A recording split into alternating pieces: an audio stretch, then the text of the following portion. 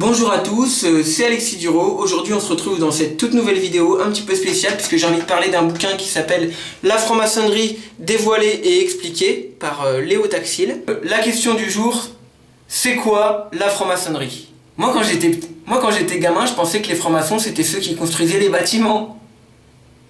Non mais en fait c'est pas ça. Il était une fois... Alors moi l'un des passages qui m'a le plus bouleversé...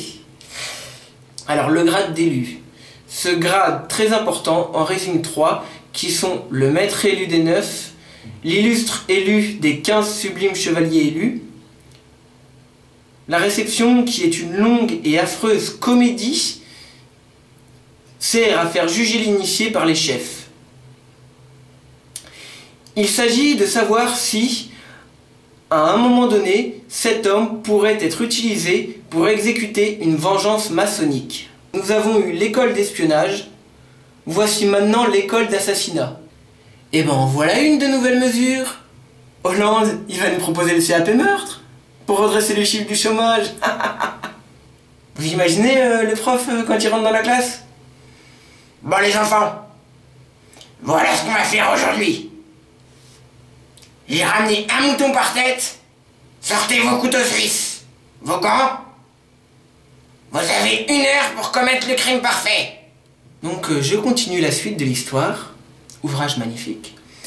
Sur la demande de vengeance et de punition des meurtriers d'Hiram, demande faite par le roi de Tyr, le roi Salomon a envoyé 9 maîtres à la recherche des coupables avec mission de s'emparer d'eux et de les amener devant lui pour que le châtiment qu'ils ont mérité leur soit indigné. Mais voici qu'un inconnu s'est arrêté par le secret intime de Salomon tandis qu'il rôdait aux environs du palais. C'est au récipiendaire que l'on fait jouer le rôle de l'inconnu. Conduit devant le roi et traité en suspect, il raconte qu'il a découvert la retraite des assassins d'Hiram, éclairé par Lucifer, l'étoile du matin. L'inconnu est alors élu par les 9 maîtres pour exécuter la vengeance. Elle s'exécute sur un mannequin. Le récipiendaire y reçoit l'enseignement pratique du meurtre. On lui dit doucement, il faut s'y prendre pour tuer. Le récipiendaire y reçoit l'enseignement pratique du meurtre.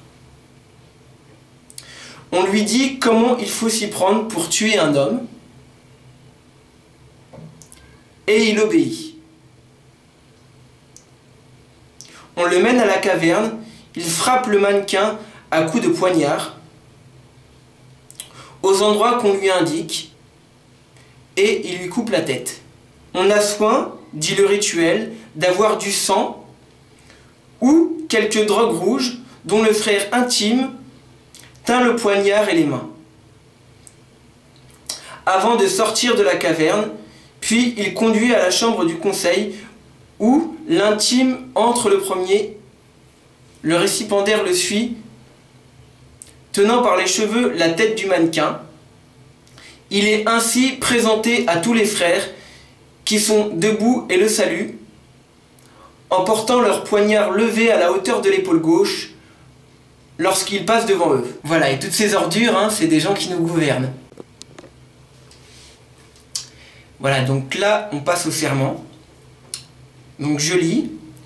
Je promets et je jure sur mon honneur devant cette auguste assemblée, en présence des hautes puissances maçonniques, de ne jamais révéler à aucun homme les secrets qui vont m'être confiés et qui donnent le titre de sublime élu. Je promets d'en remplir scrupuleusement les obligations au péril de mon sang.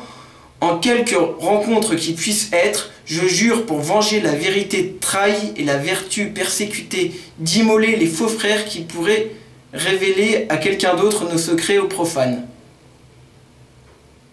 Je tiendrai mes engagements où que la mort la plus affreuse soit l'explication de mon parjure et que mes yeux soient privés de la lumière par un fer rouge et que ma mémoire soit en exécration aux enfants de la veuve, les francs-maçons, par toute la terre. Je jure et promets de garder et d'observer les mystères de ce grade, non seulement vis-à-vis des profanes, mais encore envers les frères qui sont d'un grade inférieur à celui-ci. Ça, c'est assez important, hein. Le tout sous les peines que j'ai acceptées précédemment. Je consens, si je faiblissais, d'avoir la langue arrachée et d'être tenu pour un infâme. Je promets et je jure, afin de ne déclarer ni confier à quiconque où j'ai été reçu et lu, ni qui a assisté à ma réception, ni de recevoir à ce grade, qui que ce puisse être, sans avoir reçu le pouvoir express. En cas d'indiscrétion, je consens à avoir le corps ouvert, la tête coupée, et j'autorise les vengeurs de la maçonnerie à représenter ma tête au très illustre maître qui m'a reçu ou son successeur. On avouera que la réception au triple grade d'élu, réception pratiquée en plein 19e siècle, est assez écœurante. Sa signification est abominable. Les maçons parvenus à ce grade ne peuvent plus être des aveugles. Et s'il y en a encore qui n'ont pas compris, l'esprit de la secte sont de parfaits imbéciles. C'est pas moi qui le dis, tout ça c'est écrit dans le bouquin. Voilà, donc c'est un bouquin très très intéressant, hein. Donc je vais pas vous lire tout en entier parce que sinon il ne faut pas dévoiler la fin. Je vais vous inviter à lire ce livre, hein, si vous le voulez. Moi personnellement, ça m'a éclairé sur beaucoup de choses qui se passent dans l'actualité. Pourquoi il y a des pédophiles qui sont jamais condamnés, pourquoi nos politiques détournent de l'argent et comme par hasard ils sont toujours protégés, pourquoi il y a des gens qui disparaissent brutalement, voilà, sans explication, des accidents douteux, pourquoi Coluche est mort, voilà, tout un tas de questions qu'on peut se poser. Et ben moi j'ai trouvé beaucoup de réponses là-dedans. Donc voilà. Donc le livre s'appelle La franc-maçonnerie dévoilée et expliquée par Léo Taxil.